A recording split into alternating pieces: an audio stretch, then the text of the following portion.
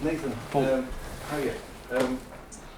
Obviously, you haven't been playing as much for Wolves in the last couple of months, or few as you would like, going into a massive game like this. What's your thoughts on that? And you know, are you fit and ready to go in terms of preparation? Yeah, I'm fit and ready to go. I look after myself. You know, if I'm not playing, I still do the right things. I'm in the gym working on.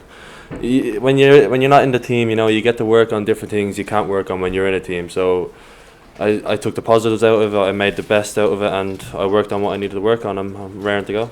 What did the manager say to you about why? I mean, obviously, Craig Wilson came in.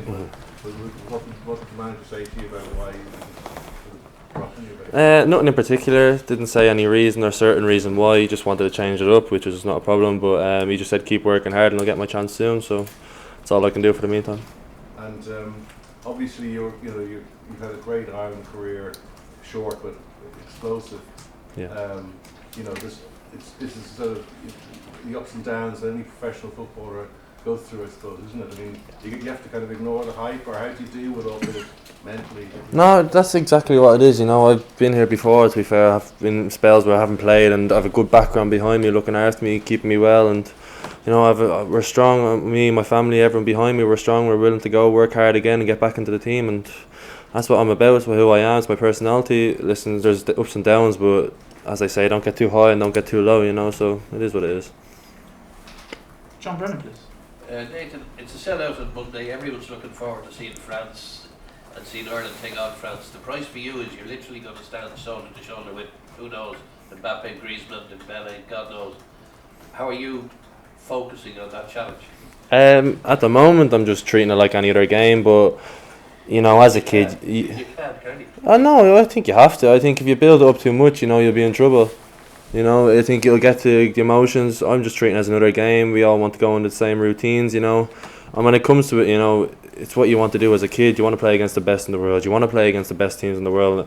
And I mean, don't get me wrong, I'm really excited and I can't wait to go. But right now, I'm keeping myself controlled and calm and just looking after myself.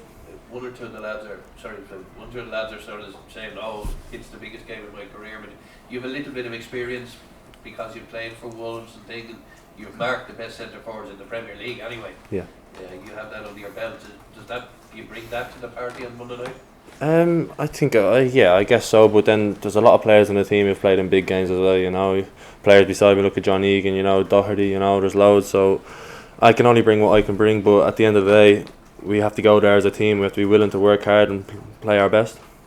A couple of things, Nathan. You played 10 games in a row for Ireland. It's extraordinary, less than a year. Do you feel you're better international level now than you were when you came in, or do you feel you still have a little bit more to go? I don't know, to be fair. I'm playing as the way the gaffer wants me. I'm playing as the way the coaches want me. You know, that's all I can do. 10 games, it's gone like a flash. I've enjoyed every moment, and I just wanted to keep going. You know, I'm not stopping to think if I'm better at the start or if I'm better at the worst. I want to keep improving. Want to create memories with Ireland. You know, and I want to progress as much as we can. You created some memories for those of us that were lucky enough to be in Poland last year. Stephen, as I said, he's not going to change his tactics. He's going to encourage players to play the ball out from the back. Is there another moment like that in you?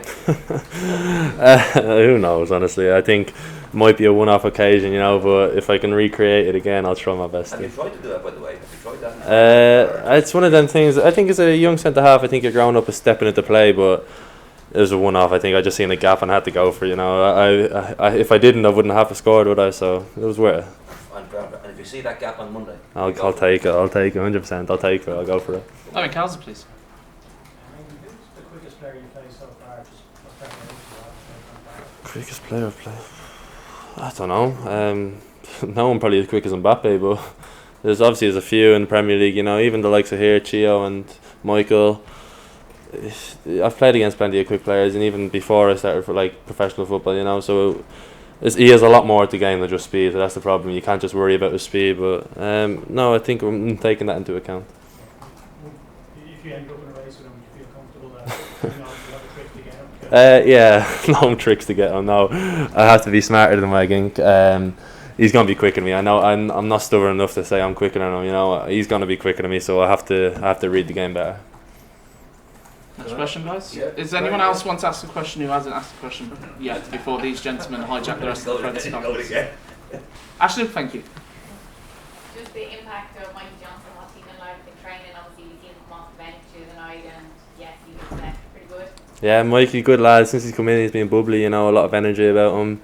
Settled in really well, and he's talking to everyone. Even in training, the first day there, I didn't obviously know a lot about him. He skipped by me, and I was like, oh right. So he showed a bit straight in training. So I'm not surprised what he done in the game, and to have that quality coming off a game and coming off the bench in that game, you know, it tells a lot about the squad and how good we are, how good the bench can be, and the personalities we bring into the squad. Paul and then Philip. Nathan, yeah, when you exploded onto the scene, we talked about a goal, and now it's kind of like Evan Ferguson. Everyone's talking about, like, you know, it's like a bit of a circus, isn't it? Yeah. Would you say it to Evan, or how would you advise to deal with that situation? Myself, I'm not really on social media like that, so I don't see a lot, and I try to stay away from it as much as possible. But I know Evan. I've talked to him a lot. He has a good head on his shoulders. You know, he's a good lad. He's humble. He's down to earth, and he's a lot about him. You know, that I think he can. It won't affect him all. I think he'll breeze by him, and he's a good lad. So it's not going to affect him. In terms of you're obviously still a very young player. You're 21. And guy at your age, you know, there's going to be mistakes from time to time. Like concentration on Monday is absolutely key, isn't it? You have the odd rush of blood to the head. I mean, how do you feel going into the game about keeping it cool now? Appreciate that. Listen, as I said before, right now I'm treating it as any other game, but I know my tactics. We're going through the tactics individually as a team.